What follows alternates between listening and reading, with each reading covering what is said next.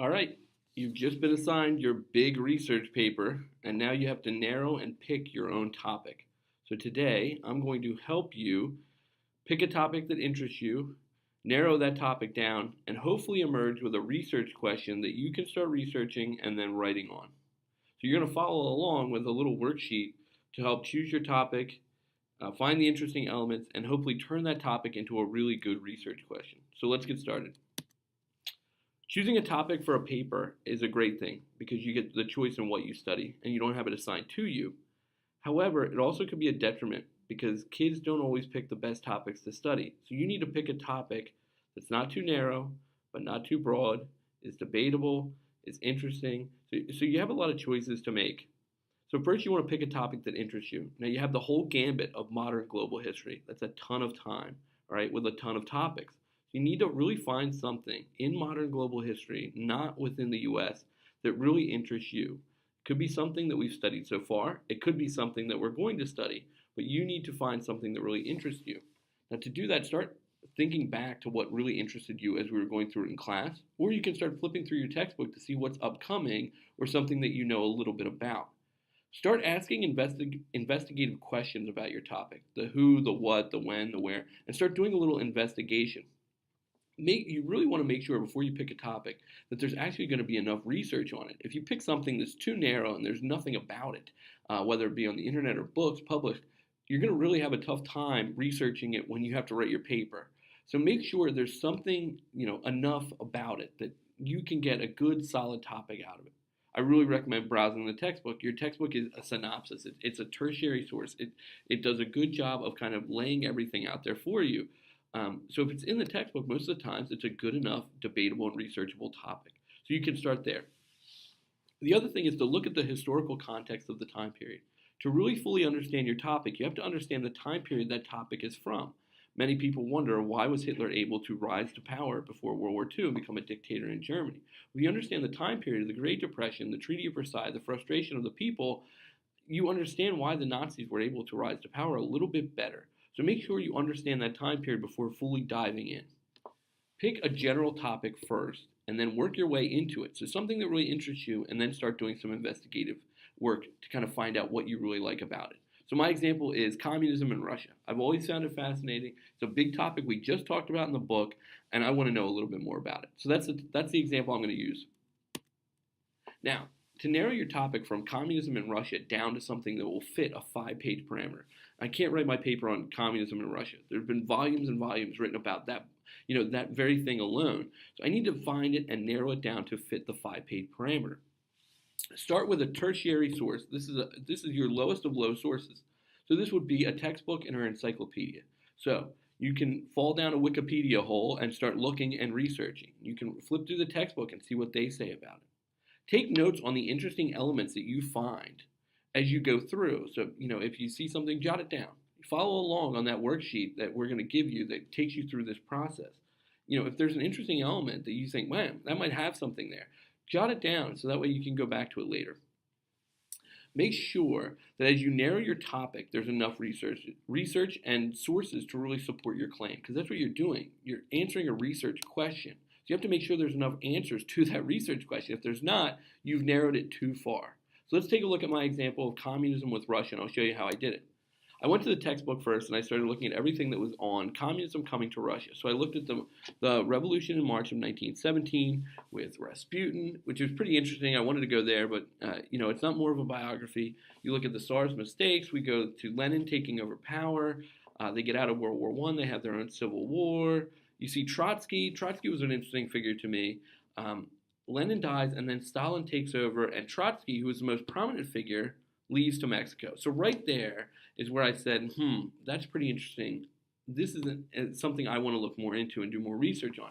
So I went to the internet, and I went to Wikipedia, and I went to Leon Trotsky, and I started reading about him. Really fascinating. He was a Marxist revolutionary, no big surprise there. He was good friends with Lenin. They have a split sometime in the middle about their philosophy. He was in prison in the gulags where he married his first wife. He spent time outside the country in Britain working on his philosophy and throughout Europe. He was a big member of the Red Army. So now I start getting into a really interesting piece that I thought would be worth researching. It would be significant, and I could get a lot out of it. He was the most popular figure after Lenin. But when Lenin dies, it's Stalin that takes over and not Trotsky. And I was always curious about that. He flees to Mexico and then he gets killed in 1940 while hiding out in Mexico by a Soviet spy. So he gets killed 20 some years later by a Russian spy that was sent by Stalin.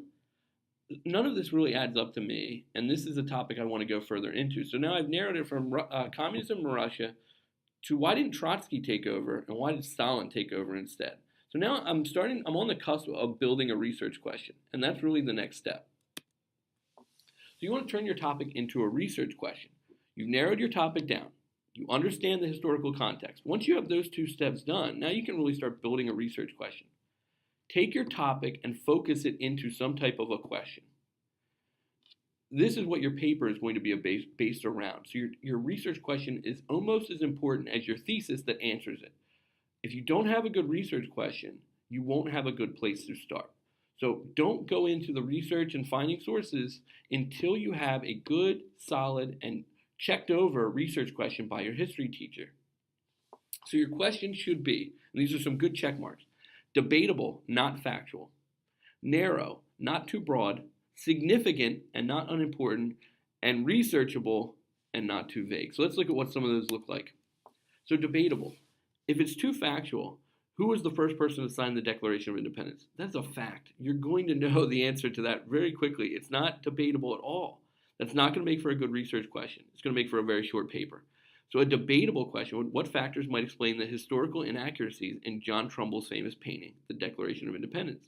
So now you're looking at historical inaccuracies and you're looking at a painting which offers various viewpoints. It can be argued from a number of different standpoints, and you're going to have to answer that question. Much better question. And when you're talking about narrow and not too broad, look at too broad. Why did the Roman Empire fall? Again, volumes of work have been written by historians alone on this very topic, and it's very debatable, but it's also way too big for a 5-page paper. You have to get something that's going to fit 5 pages. While that sounds like a lot, it really isn't when you start researching some of these mega topics that have books written on them. So, a better topic that's more narrow would be what aspects of the political system of the Roman Republic survived the rise of dictatorship and empire. More narrow, better question. You want something that's significant, something that's going to actually be a significant question, and when you prove it, it's going to answer something that's a little bit bigger. So on an unimportant question, why are ping pong tables green? You might be fascinated by this question. You might be tempted to Google it. It has nothing to do with modern global history, and it has nothing to do with being a significant topic. So don't go down this road. A more significant question was, what was the importance of ping pong diplomacy to the relations between China and the U.S.? Great question. You can explore that from a number of different angles, and it's very significant because it plays a huge part in the latter half of the 20th century. Lastly, make sure your research question is actually researchable and not too vague. You need a research plan and a place to start. If you don't have one, you're going to get hung up and it's going to lead to a very bad paper.